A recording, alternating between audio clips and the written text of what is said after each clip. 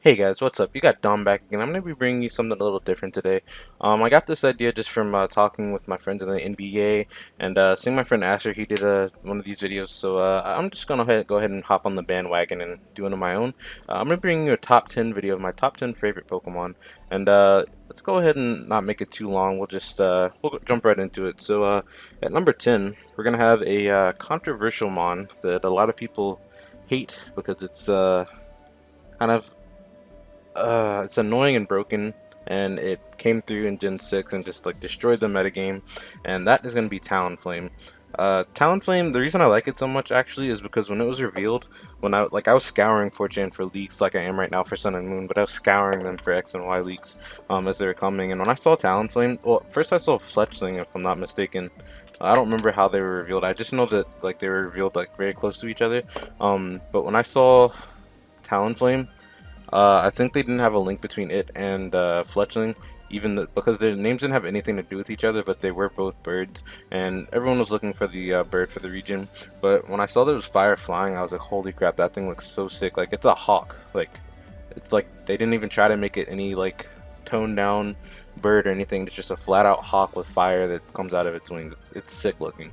And Fire Flying is just an awesome type. And then when the game's released, and then I found out it got Gale Wings, like I remember, um, I think I had gone home because like my hometown, not my college town, and I was picking my sister up from my old high school when this happened, and I was walking through the breezeway, and I just talked to my old principal, and I was looking down at my phone, and I was reading all of the like abilities that had gotten revealed and everything, and the hidden abilities, and I was like, oh, Gale Wings, that's cool. Oh, Talonflame, that thing's probably going to be able to use that pretty well. And then I just thought about it, and I saw that it got Bulk Up and Sword Stance, and I was like, even though it doesn't have that much attack, having priority Brave Bird, that is freaking broken. And then if you have Bulk Up with Acrobatics, and I remember when the unreleased X and Y came out, and you had Flying Gym Acrobatics everywhere, Talonflame literally, like Talonflame plus Aegislash, and then maybe Greninja just completely swept teams. Like, just those three mons by themselves broke the meta, changed everything, and it was freaking awesome. So yeah, everyone knows Talonflame. You can run the Spadef set, you can run the SD set. Even Banded was pretty popular back in the day, and it's starting to become a little bit more used. It's pretty weak to rocks, but it's an awesome mon, and that can't be disputed no matter how much you hate it. So yeah, let's go ahead and move on to number 9. And that is going to be Tyrantrum. And the reason I like Tyrantrum is because I used it in my first X and Y playthrough. And who didn't want a T-Rex Pokemon? Like, we had fossils from the very beginning, and we had the Pterodactyl, we had Kabutops and Omastar, which, I mean, yes, those are fossil mons, but when we think of fossils, we're like Velociraptor, Pterodactyl, which we got, but T-Rex. Like, T-Rex is the king of the dinosaurs. When you think dinosaur, T-Rex is right in the forefront. And Brontosaurus and Stegosaurus, Ankylosaurus, all those things, but T-Rex is the king of the dinosaurs. Tyrannosaurus Rex, king of the tyrant lizard. There you go. It is freaking awesome. The design is great. I couldn't have done it any differently. They've got the crown on its head with the like I said, to dispute it as the king. And just like the thickness and like bulkiness of it, like I'm glad they didn't make it like some stupid T-Rex with like a big head and little body. Like, it is powerful, it looks powerful, it's awesome moveset. Rock Dragon is a sweet typing, it's got Dragon Dance, Head Smash, all those strong jaw moves. It's a freaking awesome Pokemon, man, and it just looks awesome. It's imposing. Like, they did an excellent job designing it. That's probably one of my favorite designs from Gen 6 by far. And following this theme of dragons, number 8 is going to be Garchomp. And Garchomp is, like, how can you not like Garchomp? Like, it's a land shark that can fly at Mach 1. It can swim through the sand. It just looks amazing. I remember when I got Diamond and Pearl, which is when I actually learned competitive, it was banned. It was like Uber for a while just because its speed tier was so nice and it was bulky. It got SD. It was so hard to switch into. Like, Skarmory was its only switch in, and even then you had to deal with Fire Blast and Fire Fang from it. Like, Garchomp was a freaking monster. It still is viable to this day, the bulky chomp, or like Sashomp, Scarf Chomp. It's one of those mons that's like never gonna lose its viability. Even with being 4 times weak to ice, it definitely puts in work. It just looks freaking sweet. Like, I don't think if I was going to design a Pokemon, I could have done a worse job on it. Like, just like Tyrantrum was an awesome design, Garchomp, like, it's probably even better than that because, like, it's a shark and it's a dragon, and they just, like, merged it and, like, made them completely meld and, like, I don't know. It just look at it. Look at it. How can... Beautiful. Beautiful. I don't even need to explain further. There you go. Garchomp is number 8. Actually, I will explain further. I remember one of my good friends. I was active on a forum called PokemonGTS.com, and that was where I got most of my battling and whatnot done. That's where I learned shoddy battle and how to do competitive and whatnot. And one of my good friends, Evan, from my middle school, or from elementary school, but we had stopped talking for a little while. But in middle school, we got back together through Pokemon, which is cool. And he used to breed Garchomps, and I didn't really use it because I didn't like know how to get it. I wasn't really into finding Pokemon besides just using them on Shoddy at that point. But he used to breed them, and when I did Wi-Fi, he gave it to me, and that was like one of the first actual competitive mods I had for Wi-Fi, and it just put in the absolute most work. So it's got a little bit of emotional connection there too. Number 7 is going to be a Pokemon that I think people would be surprised that would be on my top 10, but it is going to be Crocodile. Crocodile is probably another one of those things that, along with Tyrantrum and Garchomp, I think they design really cool. For Alligator is kind of similar to it because obviously they're both crocodiles, but crocodiles, or alligator, same thing. But the thing I like most about Crocodile is that they gave it kind of like that Japanese thug look with the glasses, and like it's imposing, and it looks like one of those Pokemon that would be like not a pseudo, but it's like big. It evolves late in the 40s. It's big, it's strong, it's freaking sweet. But the coolest thing to me is that they really reached for making this thing design, because they already had the alligator Pokemon and they named it Crocodile, but it's actually based off of a Gavial, which is I think Asian species of crocodile, and it's got a really thin jaws, I guess, to snap up bigger fish and whatnot.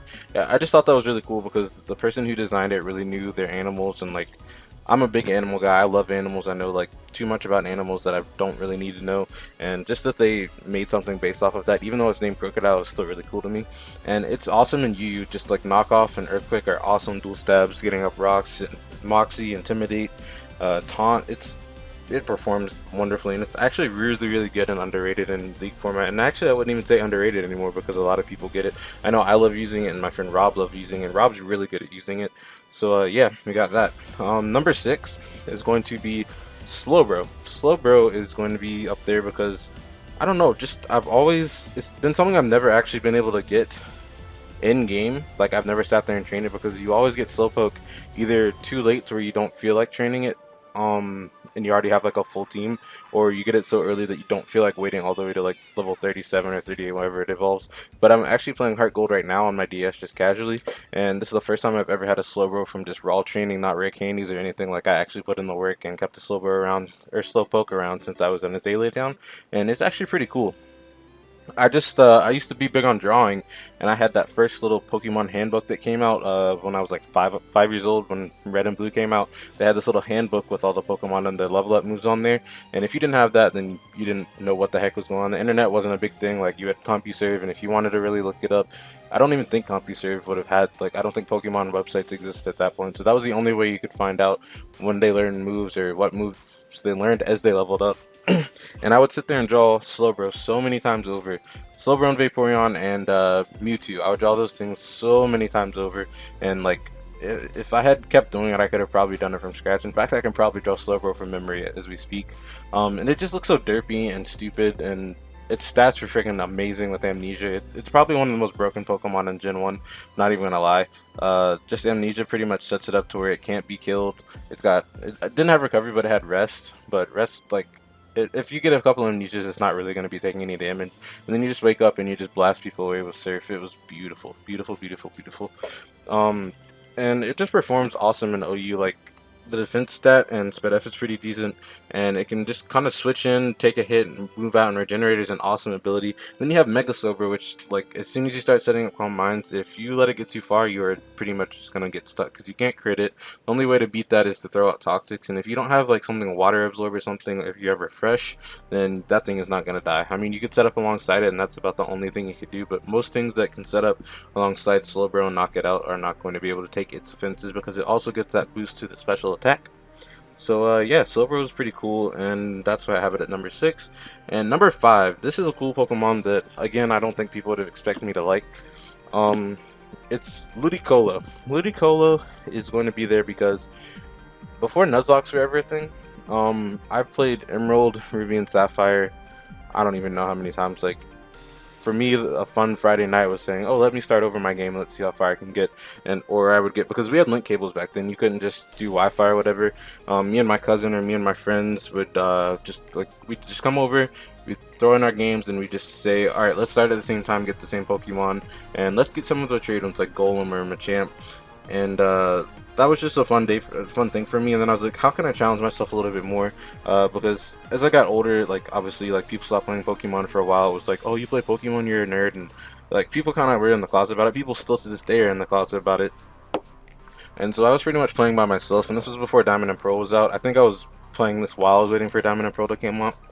And I had like a Game Boy Micro or whatever when that thing came out, and I had Emerald, and I was like, let me do something fun, let me see how I can challenge myself. So I thought I was being ballsy, I was being cool, so I put it in, and I started with Trico. Trico was always my starter, and I was like, you know what, let's do something different. I caught a Lotad. That was the first pawn I caught after Petalburg City, and I let go of Trico. I was like, alright, bye Trico, let's see what we can do with this Lotad. I knew that it was hard to get a Water Stone, but I was like, let's just see if where this goes. So I used Lotad as my starter, and I had that thing. This is probably the highest I've ever got a Pokemon just from raw training in any game. I used a Lotad, and I soloed up until, well, I got through Petalburg Woods, and then I got Meryl. And then I just had Meryl and Azumarill, and this was so hard because once I got the Wallace, it was so freaking hard to beat that guy. I swear, like, I literally had to get them like in the 30s before I was able to beat him, because that Magneton and the Manectric were just too hard to get past.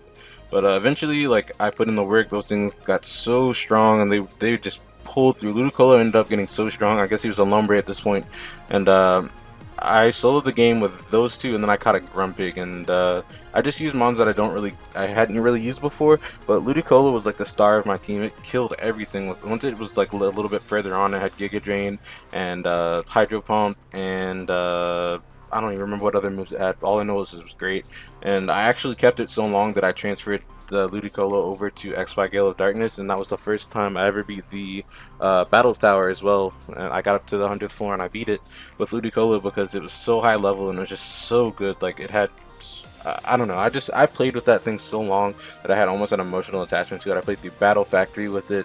The Battle Frontier was so good, and then like Mir and B also, I used to love in Coliseum because that was the coolest game in the world. I don't care what anybody says. When you went from playing little Game Boy games and then you saw Coliseum come out on the GameCube, I lost myself, dude. Like, and then you go and battle Mirror B in that cave, and then you go dun dun dun dun dun dun dun dun dun dun dun. And you see the Ludicolos dancing around. It's freaking awesome, man. Awesome, awesome, awesome. Like, I don't know how anyone can not like Ludicolo. It's a freaking like Lotad duck sombrero man dancing around. It's freaking awesome. Pinata, there we go. It's just cool. It's a really cool mon. It's actually pretty good when you use it in practice with rain teams, as well as like an AV set or something in you. And its coverage is actually pretty good, and its dual stabs are awesome. Like, if Ludicolo got Rapid Spin and Stealth Rocks, like, that'd be a Rapid BOU, no questions about it. So yeah, I'm sorry I went on a lot about that for so long, but I really like that Pokemon. So yeah, number 4 is gonna be Lugia, and I think this is the first legendary I put on here.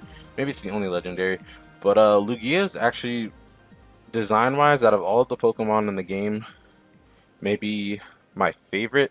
Not my favorite Pokemon, but it's my favorite design, and that's just because, like, I don't know, I was like 7 or 8 when Gold and Silver came out. No, I was 6 because it was 1995. I think it came out 1995 or 6. Regardless, I'm old, but when I was a kid, the thing that probably put me closest to my dad was he played Red, Blue, Gold, and Silver with me. Like, if I was stuck, I'd come up to him and be like, Dad, help me, I don't know how to get past this part. Like, the mazes and the ice cavern and whatnot, and the Whirl Islands, I had no clue how to do that. I was like the dumbest kid in the world. I don't know if y'all were able to do that when you were that young, but I could not get through there. And my dad caught me that Lugia, and like, that was awesome to me. Like, my dad was able to get through there for me, and he got me the box legendary. I was like, yes, this is so hype. My dad got me Lugia, and I trained that thing, and I kept that. And like, up in the Kanto, like, I think I had Typhlosion and Lugia were my 2 favorite things to use, and that just like tore through everything. Aeroblast was an awesome move. Hydro Pump, it just had an awesome coverage, and it looks so cool. It's like a water dragon. Like, it probably looked the strangest out of all the Pokemon that had existed thus far. Ho looks kind of weird too, but Lugia just didn't really look like a Pokemon to me. It was like I said, like a dragon. And the Psychic Flying was actually pretty cool too, and it just had really good coverage as far as like Hydro Pump, Aerial Blast, Psychic. It tore through the Elite Four, and then I don't remember what house it's in, but like really late in the game when you're in Kanto, there's like some dude in a house and he has a Mewtwo, and it was like level 75 or something. I think Lugia was only level 60 or something like that, and I was freaking out because I just did not want to lose. Like for me, losing back then was like the end of the world. If I lost, I was like, oh my gosh, what's happening?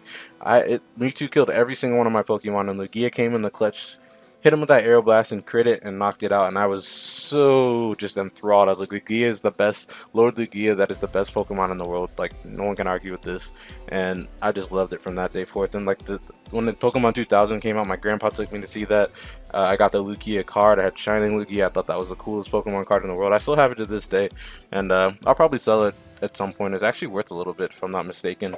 But yeah, Lugia is just awesome. I think a lot of people actually like Lugia over Ho-Oh, and if you don't, then you're a scrub. So yeah.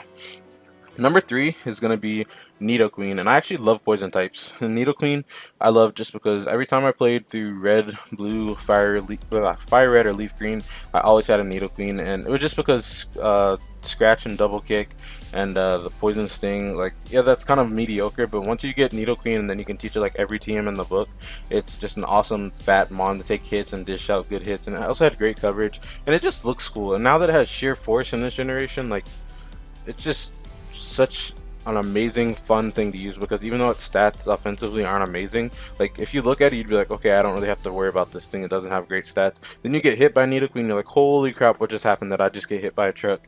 It's blue, it's matronly, it's fat. I just want to hug it, you know? Like if Pokemon were real, I would want to hug a Nidoqueen. I'd probably get poisoned from jabbing my arms and legs and stuff on its spikes, but it would be worth it to me. Like, it just looks like a lovable, wonderful thing to hug, and it performs so awesomely both in-game and in competitive, and it just looks cool. Like, it's another one of those ones where I drew a lot. I had the holographic card in the first edition, and I don't really have much to say more about them. Nidoqueen's just awesome. Number 2 is going to be Toxicroak.